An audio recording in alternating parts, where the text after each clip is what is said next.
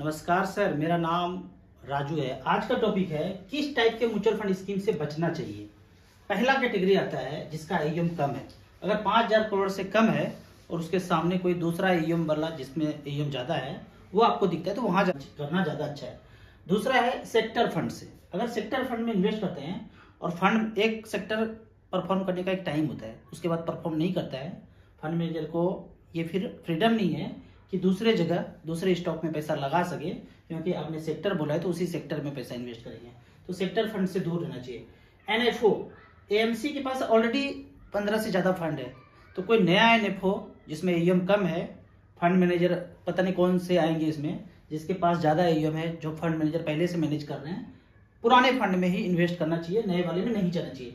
Series fund करके नाम आएगा, S1, सीरीज 1, सीरीज 2, सीरीज 3, इस तरह के फंड से भी बचना चाहिए। मतलब एनएफओ के ही कैटेगरी में आ गई है। लॉक इन जिसमें हो, 3 साल तक पैसा नहीं निकाल सकते, 5 साल तक पैसा नहीं निकाल सकते हैं, ऐसे फंड से दूर रहना है। छठा कैटेगरी है कि आप बोल तो रहे हैं कि 10 से 15 साल तक इन्वेस्ट करूंगा, पर उस समय एनएफओ निकला था, ऊपर से प्रेशर था कि यही सेल करना है, तो डेट फंड में ही सेल करते चले गए।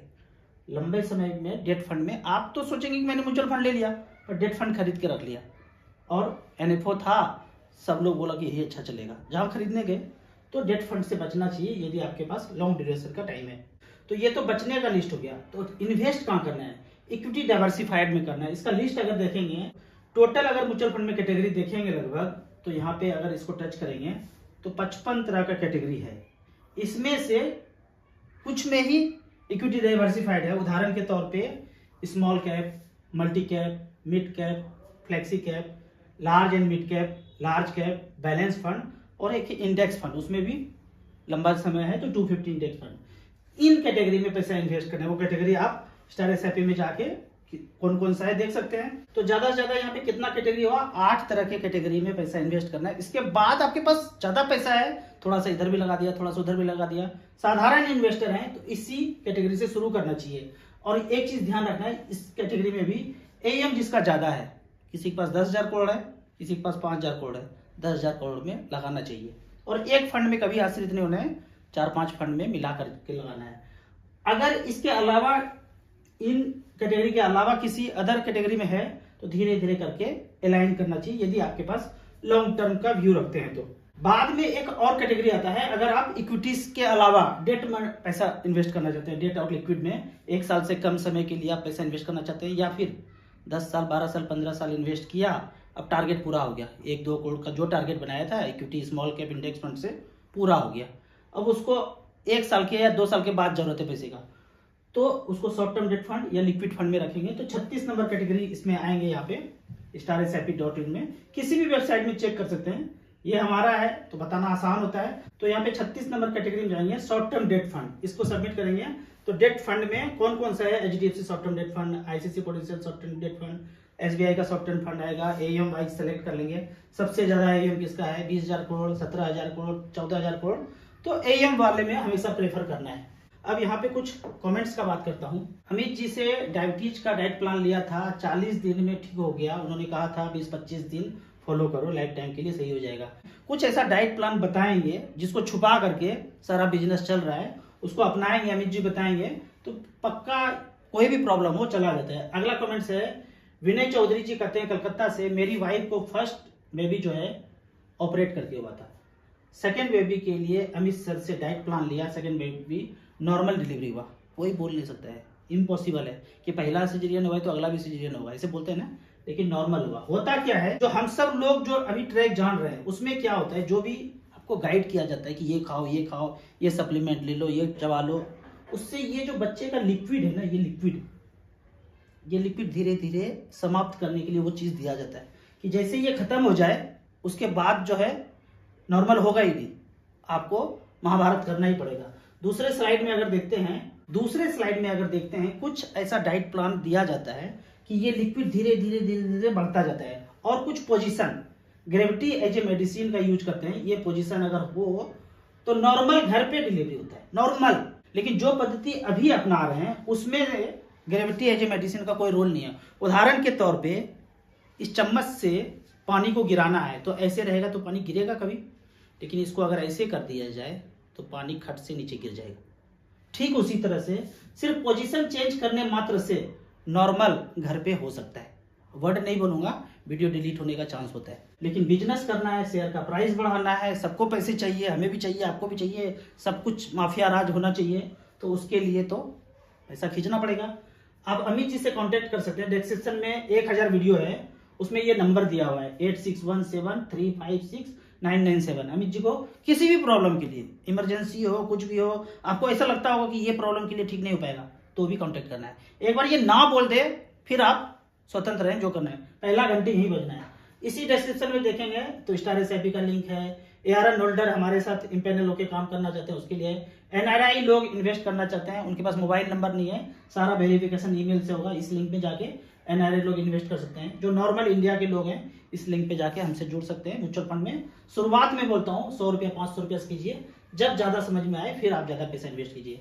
अगला जो है, अब म्यूचुअल फंड के कमेंट्स में आते हैं। अभी मेरा बेटा 3 साल का है, जब वो 15 साल का हो जाएगा, उसे एक अच्छा अमाउंट मिल सके, कोई म्यूचुअल फंड बताएं। अगर 12-13 साल का टाइम है तो मल्टी कैप, एक स्मॉल कैप लेके लंबे समय के लिए छोड़ सकते हैं। जिसका AUM सबसे ज्यादा है उसमें जा सकते हैं। SBI स्मॉल कैप हो सकता है, पराग पारिक फ्लेक्सी कैप हो सकता है, निप्पॉन इंडिया स्मॉल कैप हो सकता है। अगर आप 5000 करना चाहते हैं, एक एक करके 5 फंड में लगाना है, एक फंड पे कभी आश्रित नहीं होना है। अगला है, मुझे अभी बेटी हुई है, सुकन्या योजना में 1000 रुपये पर मंथ इन्वेस्ट करना चाहता हूँ। मुझे पूछना है कि सुकन्या करूं या म्यूचुअल फंड। जरूर म्यूचुअल फंड ही करना है आपको, बिल्कुल भी यहाँ नहीं जाना है। आप चेक कर लीजिए कि 8% के रेट से 20 साल तक इन्वेस्ट करेंगे तो क्या होगा, और 12-13% के रेट से म्यूचुअल फंड रिटर्न दिया तो क्या होगा। कोई गारंटी नहीं है, लेकिन पीछे अगर इतिहास देखेंगे तो इस तरह से हुआ है। और ये सोचिए ना, सुकन्या योजना ने कहाँ पैसा इन्वेस्ट किया होगा। मान लेते हैं उसके पास 2 लाख करोड़ आ गया, अब वो झाल तो नहीं बजा रहा होगा 2 लाख करोड़ लेके, मंगल ग्रह पे तो नहीं फेंक दिया होगा, वो भी मार्केट में ही लगाया होगा। तो आप म्यूचुअल फंड के थ्रू डायरेक्ट मार्केट में लगा सकते हैं। SBI small cap, Nippon small cap, SBI 250 index fund लंबे समय के लिए है, तो जरूर वहां जाना चाहिए। राव सर, क्रिप्टो के बारे में क्या कहना चाहेंगे। दूर रहिए, दूर दूर तक दूर रहिए। जो लगाया, जो बनाया, उसको बनाने दीजिए, आप सिंपली चलते रहिए, इससे दूर रहना है। अनदर जाल है। पहले जमाने में 300 400 500 साल पहले सोने का सिक्का चलाते थे, उस पे छापा मारा मोगेम्बो ने, बोला ना सोना वाला नहीं, कागज वाला।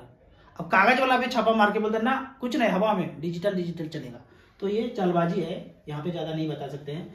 मोतीलाल डिफेंड इंडेक्स फंड में पिछले 1 महीने से 25% का पॉजिटिव रिटर्न दिया। क्या इसमें करना चाहिए। फिर मैं बोल रहा हूँ, सेक्टोरियल फंड से बचना है। आपके पास अनाप शनाप बहुत ज्यादा पैसा है, 1 2000 10,000 20,000 लगा छोड़ दीजिए, लेकिन अच्छा खासा बड़ा अमाउंट है, पहली बार इन्वेस्ट करना चाहते हैं तो इक्विटी डाइवर्सिफाइड में जाना चाहिए। राजू भाई, मैंने इमरजेंसी फंड के लिए FD किया है, क्या उससे कोई बेहतर ऑप्शन है कि FD से ज्यादा रिटर्न मिल सके। उसके लिए मुझे एक ही रास्ता समझ में आता है, वो है STP का रास्ता, सिस्टमेटिक ट्रांसफर प्लान। उदाहरण के तौर पे आपकी जगह मैं हूं तो SBI short term debt fund में 10 लाख रुपए रखा, और उसका आधा 5,000 रुपये पर मंथ, आधा मतलब पूरा आधा नहीं, जो रिटर्न है 6% के रेट से, तो उसका आधा 5,000 रुपये पर मंथ 6% के रेट से मान के चलता हूं कि डेट फंड ने रिटर्न दिया, तो उस 10 लाख रुपया को पीछे ही रिकॉर्ड दिखा सकते हैं, आगे का नहीं बता सकते हैं। जस्ट एक एग्जांपल के लिए कि 10 लाख रुपया रखा और 5-5 हजार रुपया जो यहाँ का रिटर्न है उसको स्मॉल कैप में जाने दिए।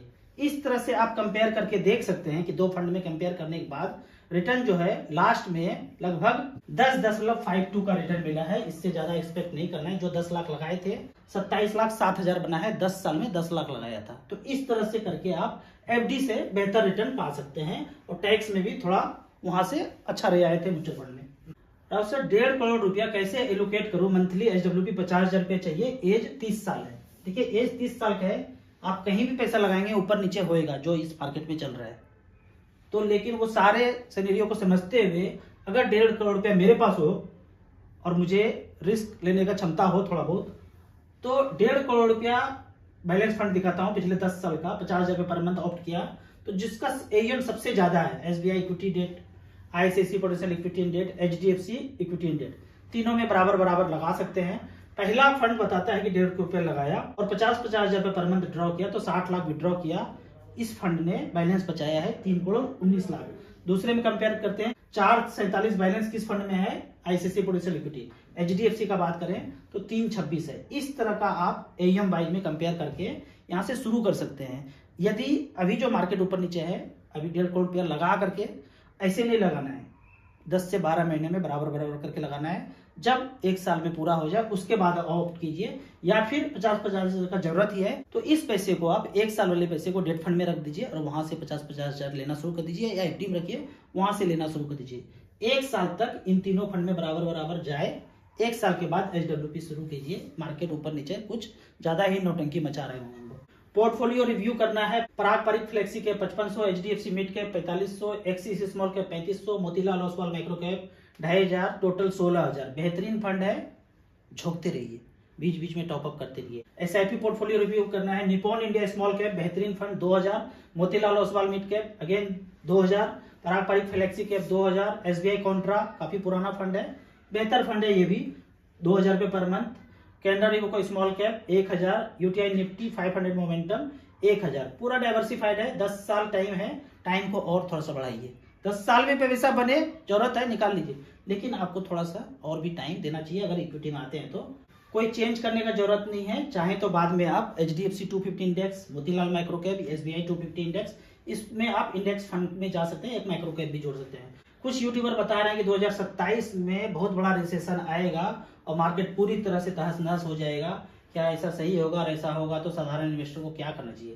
पहले तो इनको किसी ने मेल तो किया नहीं होगा कैसा होगा। वैसे 2027 तक सब कुछ नॉर्मल रहा, इसी तरह से अगर चलता रहा तो मोगेम्बो पूरी तरह से गिरेगा।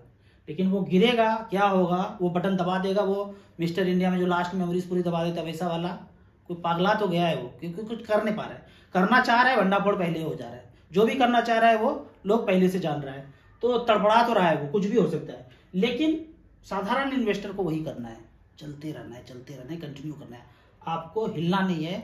2 साल 5 साल इसी तरह से चलते रहना है, तभी वेल्थ क्रिएशन होगा। जो पहले से किए हुए हैं, मैं पहले से बोल रहा हूँ, जरूरत है पैसा अभी भी यूज कीजिए। 10% 15% गिरा है, उसका लालच मत कीजिए। जरूरत है पैसा यूज कीजिए। नया इन्वेस्टर है, 4-5 साल से कर रहे हैं, कंटिन्यू करना है, कुछ भी घबराना नहीं है। राउत सर, STP करने पे भी टैक्स देना पड़ेगा। जहां से भी बचत होगा आपका, अगर इनकम है, इनकम नहीं है तो जो इनिशियल रिबेट है 3 लाख 2.5 लाख जितना भी है एज पर टैक्स स्लैब, उतना तो छूट है। आपने मान लेते 3 लाख का छूट है बेसिक इंजेक्शन, और 3 लाख तक गेन किया तब तो कुछ नहीं लगेगा। लेकिन आपका पहले से 1 लाख का 2 लाख का पैकेज है, साल का 12 लाख 15 लाख, फिर तो कोई टैक्स नहीं लगेगा। STP करो, लिक्विड करो, स्विच करो, रिडम्पशन करो, कुछ भी करो, टैक्स तो देना पड़ेगा आपको। इसी तरह या उसी तरह मच फंड के बारे में और कुछ जानना है, इन्वेस्टमेंट के बारे में जानना है, तो इस नंबर पर मुझे व्हाट्सअप कर सकते हैं। आपको याद दिला दूं, मैं एक MP registered mutual fund distributor हूं। आप इसी तरह से कमेंट सेक्शन में क्वेश्चन पूछते रहिए। मैं जो स्कीम बताता हूं ना, जस्ट आपको एग्जांपल के लिए बताता हूं। आंख बंद करके उसी पे इन्वेस्ट नहीं करना है, आपको अध्ययन अपना करना है। जस्ट एग्जांपल के लिए कुछ बोलना है तो एक स्कीम का नाम बोला, और वो मैं इक्विटी डाइवर्सिफाइड बोला, जिसका AUM सबसे ज्यादा है। मैं भी जो अपना पैसा इन्वेस्ट किया हूं ना, जिसमें AUM सबसे ज्यादा है, मैं उसी में किया हूँ। ये नहीं कि रिटर्न देख के किया हूँ। आपको वीडियो अच्छा लगता है, यूट्यूब पे देख रहे हैं तो लाइक एंड शेयर करें। Thank you so much.